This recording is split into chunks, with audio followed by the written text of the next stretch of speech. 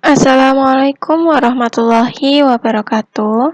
Perkenankan, kami dari kelompok 4 akan mempresentasikan hasil diskusi dari kelompok kami dengan judul Berpikir Geometris dan Konsep Geometri pada mata kuliah Pengembangan Matematika Sekolah Dasar, dosen pengampu Profesor Dr. Kartono MSI, dengan saya sendiri, Syarifah Afsantin, NIM 2020-03-106, dan rekan saya, Triwidya Stuti, NIM 2020-03-107, dan Umi Nur Hidayah, NIM 2020-03-108.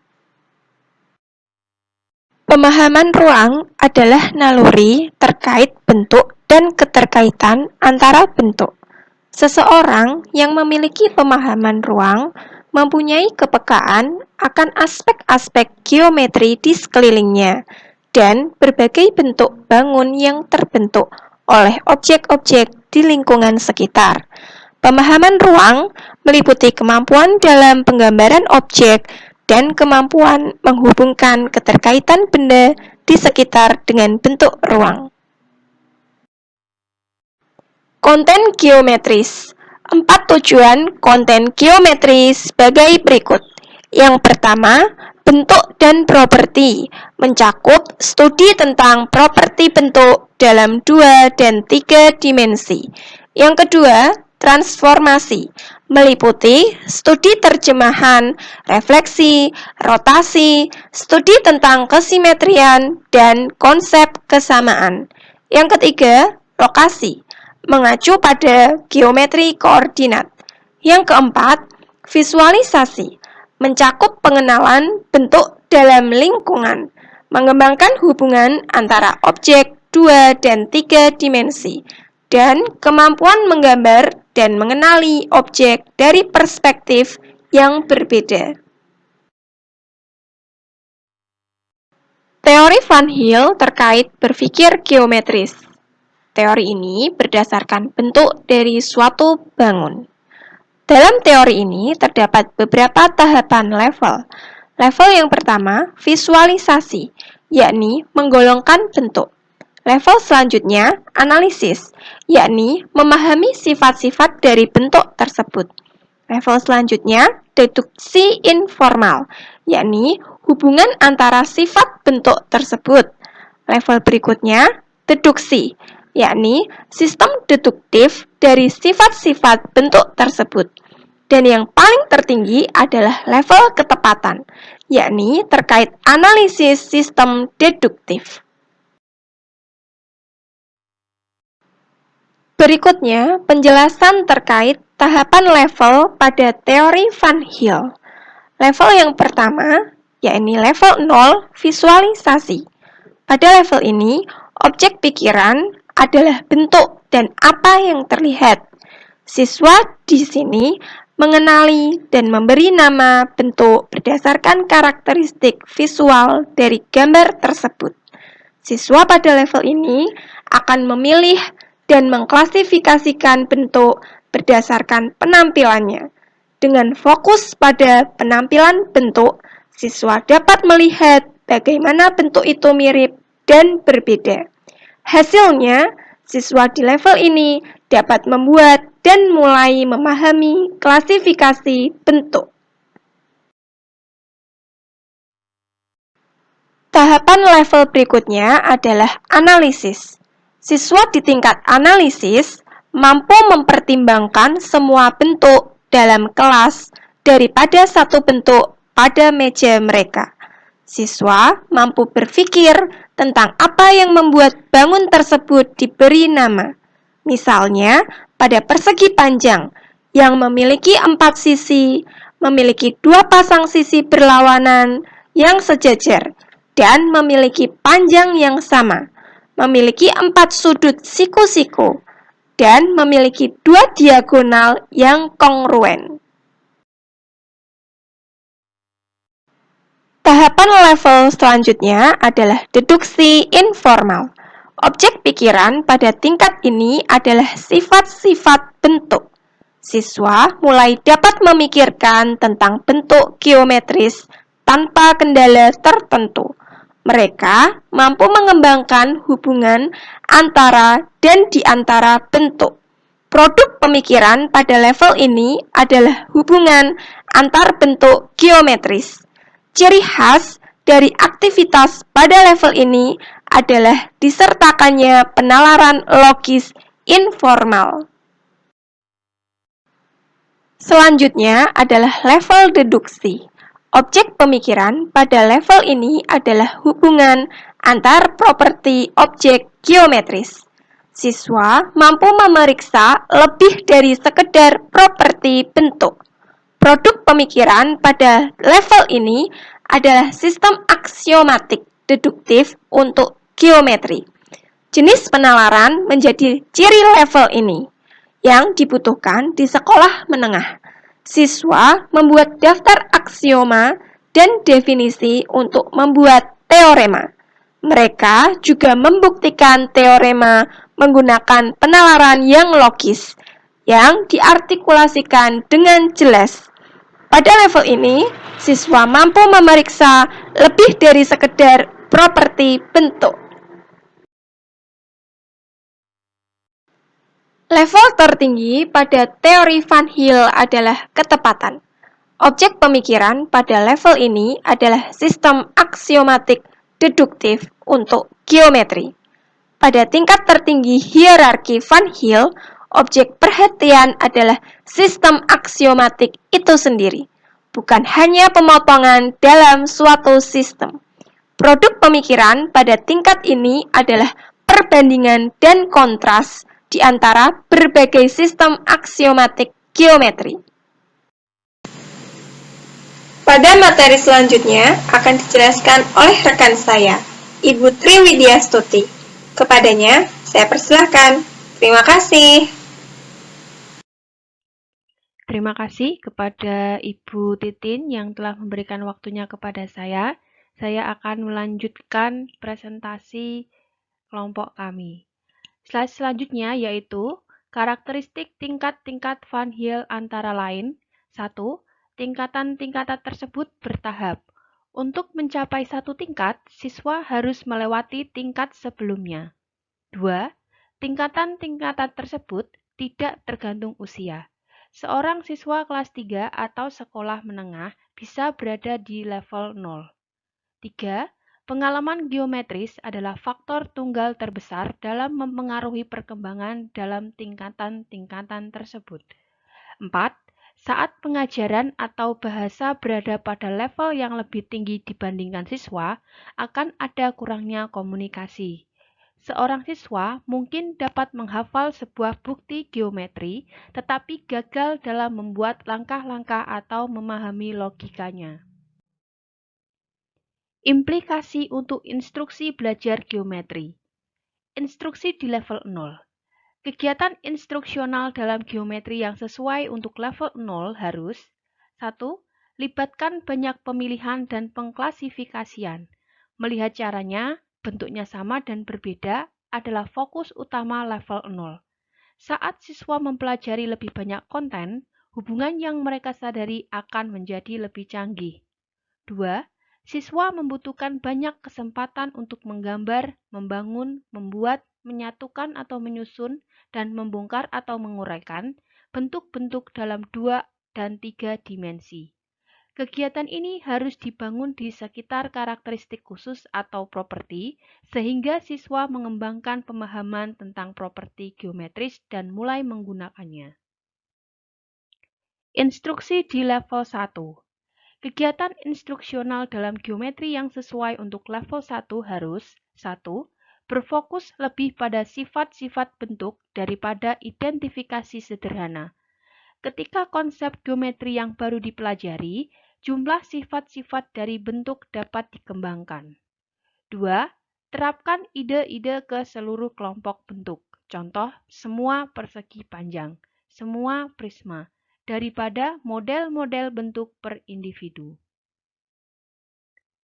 Instruksi di level 2. Kegiatan instruksional dalam geometri yang sesuai untuk level 2 harus 1. Mendorong pembuatan dan pengujian hipotesis atau dugaan. 2. Memeriksa properti bentuk untuk menentukan yang diperlukan dan kondisi yang cukup untuk berbagai bentuk atau konsep. 3. Gunakan bahasa deduksi informal seperti semua, beberapa, tidak ada, jika, lalu, bagaimana jika, dan seterusnya. 4. Mendorong siswa untuk mencoba bukti informal. Sebagai seorang alternatif, minta mereka untuk membuat kesan informal bukti yang siswa lain atau Anda sarankan. Menyusun dan membuat bentuk. Anak-anak membutuhkan media untuk bebas menjelajahi bagaimana bentuk-bentuk cocok untuk membuat bentuk yang lebih luas dan bagaimana bentuk yang lebih besar atau luas dapat dibuat dari bentuk yang lebih kecil. Di antara bentuk dua dimensi untuk kegiatan ini, pola blok dan tangram adalah yang paling terkenal. Beberapa alat yang dapat digunakan untuk mengajarkan macam-macam bentuk adalah 1. Teka-teki mozaik, 2. Teka-teki tangram, 3. Tessellations atau pengubinan, 4. Penyortiran dan pengelompokan. Belajar bentuk dan properti. Kategori khusus bentuk dua dimensi. Pada tabel 20.1 halaman 410 mencantumkan beberapa kategori penting dari bentuk dua dimensi. Contoh bentuk ini bisa jadi ditemukan pada gambar 20.13. Dalam klasifikasi segi empat dan jajar genjang, beberapa himpunan bagian tumpang tindih. Misalnya, sebuah persegi adalah sebuah persegi panjang dan belah ketupat. Semua jajar genjang adalah trapesium, tetapi tidak semua trapesium adalah jajar genjang. Tabel 20.1. Kategori bentuk dua dimensi. Bentuk untuk kurva tutup sederhana, cekung, cembung. Deskripsi, definisi intuitif tentang cekung mungkin punya lekukan di dalam. Jika kurva tertutup sederhana tidak cekung, maka itu cembung.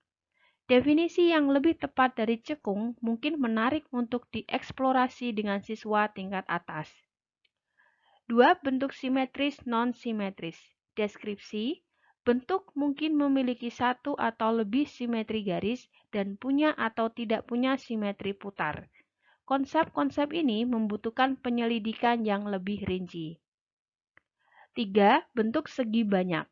Cembung, cekung, simetris non-simetris, kurva tertutup sederhana dengan semua sisi lurus. Segi banyak beraturan, deskripsi, semua sisi dan semua sudut kongruen.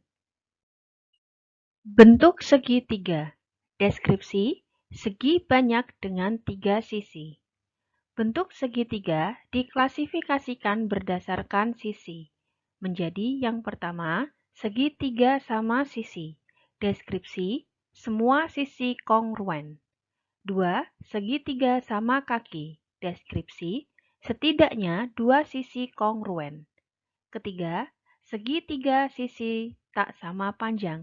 Deskripsi, tidak ada 2 sisi yang kongruen. Segitiga juga dapat diklasifikasikan berdasarkan sudut. Yang pertama, segitiga siku-siku.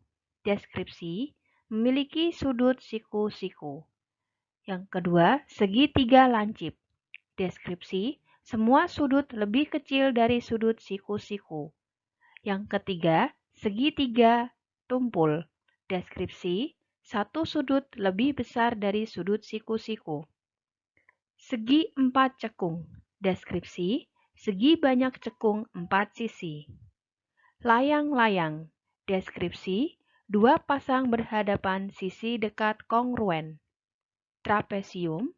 Deskripsi, setidaknya 1 pasang sisi sejajar. Trapesium sama kaki.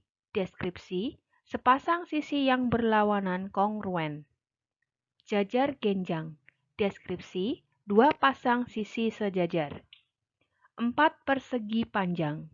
Deskripsi, jajar genjang dengan sudut siku-siku. Belah ketupat. Deskripsi, jajar genjang dengan semua sisi kongruen. Kotak. Deskripsi, jajar genjang dengan sudut siku-siku dan semuanya sisi kongruen. Slide selanjutnya akan dibawakan oleh teman saya, Ibu Umi Nur Hidayah. Kepadanya kami persilahkan. Kategori khusus bentuk 3 dimensi. Bentuk dan hubungan yang penting dan menarik juga ada di 3 dimensi. Tabel 20.2 menjelaskan tentang klasifikasi padatan. Gambar 20.14 menunjukkan contoh silinder dan prisma. Perhatikan bahwa prisma di sini didefinisikan sebagai kategori khusus dari silinder-silinder dengan poligon sebagai alas. Perhatikan gambar 20.15 yang menunjukkan tentang pengelompokan kerucut dan piramida yang serupa. Tabel 20.2 kategori bentuk 3 dimensi. Bentuk diurutkan berdasarkan tepi dan simpul bulat dan seperti bentuk telur. Deskripsinya, yang pertama bentuk tanpa tepi dan tanpa simpul. Yang kedua bentuk dengan tepi tetapi tanpa simpul. Misalnya A, piring terbang. Ketiga, bentuk dengan simpul tetapi tanpa tepi seperti A, sepak bola. Bentuk disortir menurut wajah dan permukaan atau polihedron. Deskripsinya yaitu yang pertama, bentuk polihedron terbuat dari semua muka atau muka datar permukaan benda padat. Kedua, jika semua permukaan wajah, semua ujungnya akan lurus garis. Ketiga, beberapa kombinasi wajah dan bulat. Keempat, permukaan atau silinder melingkar adalah contoh tetapi ini bukan definisi dari A silinder. 5. Bentuk dengan semua permukaan melengkung. 6. Bentuk dengan dan tanpa tepi dan dengan tanpa simpul. Selanjutnya, wajah bisa sejajar. Wajah paralel terletak pesawat yang tidak pernah berpotongan. Pada lanjutannya, tabel 20.2 kategori bentuk 3 dimensi, bentuk silinder, yaitu deskripsinya, dua wajah paralel yang kongruen disebut basa. Garis yang menghubungkan titik yang sesuai pada kedua basa selalu sejajar.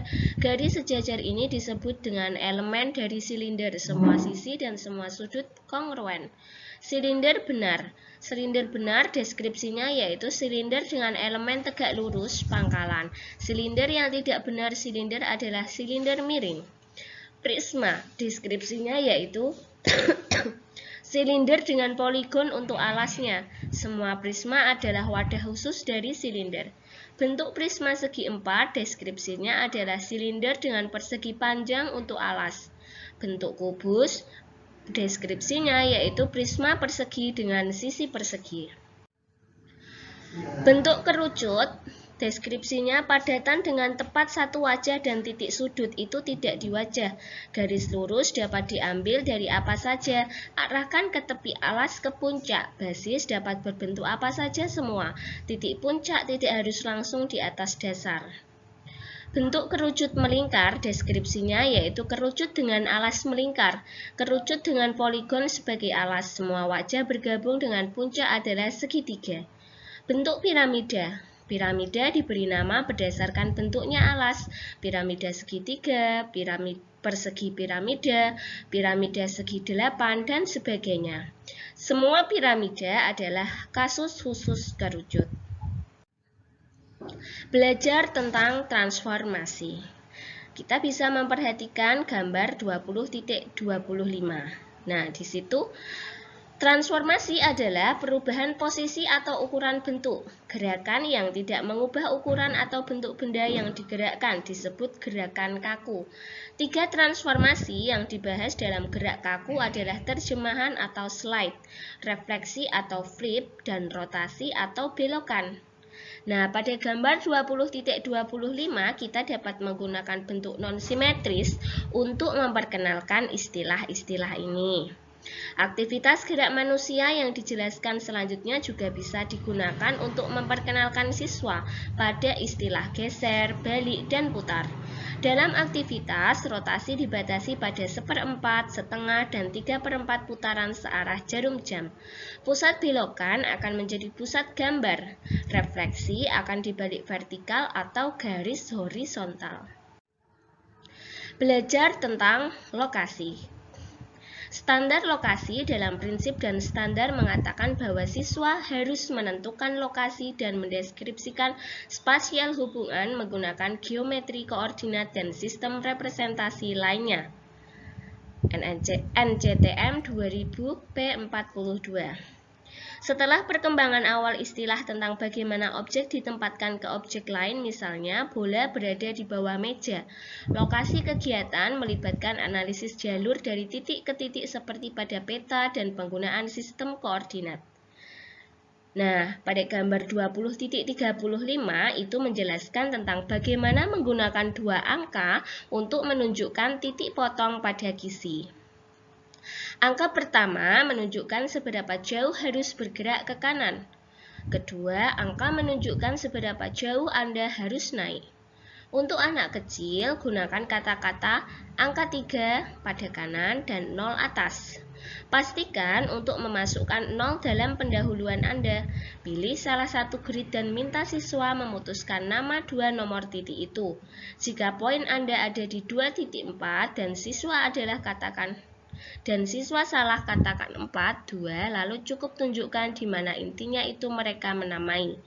Cara lain bagi siswa untuk memvisualisasikan perbedaannya adalah dengan membandingkan siswa di kursi keempat baris kedua ke kursi kedua baris keempat. Nah, teman-teman bisa memperhatikan 20.35.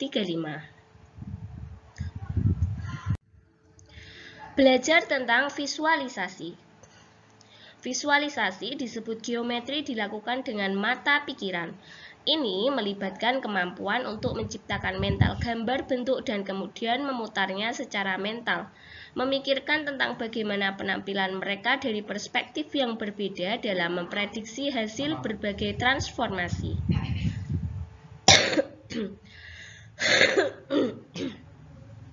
Itu termasuk koordinasi mental dari 2 dan 3 dimensi untuk memprediksi terungkapnya kotak atau jaring atau pemahaman gambar 2 dimensi dari bentuk di 3 dimensi.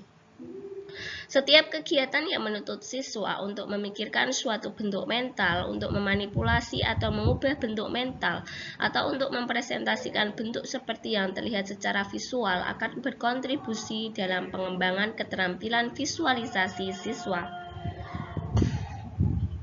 Teman-teman bisa memperhatikan gambar 20.41. Untuk mengeksplorasi sejumlah bentuk yang terbuat dari 6 buah segitiga sama sisi atau dari 4 buah segitiga berukuran 45 derajat segitiga siku-siku seperti yang ditunjukkan pada gambar 20.41. Terima kasih, semoga bermanfaat.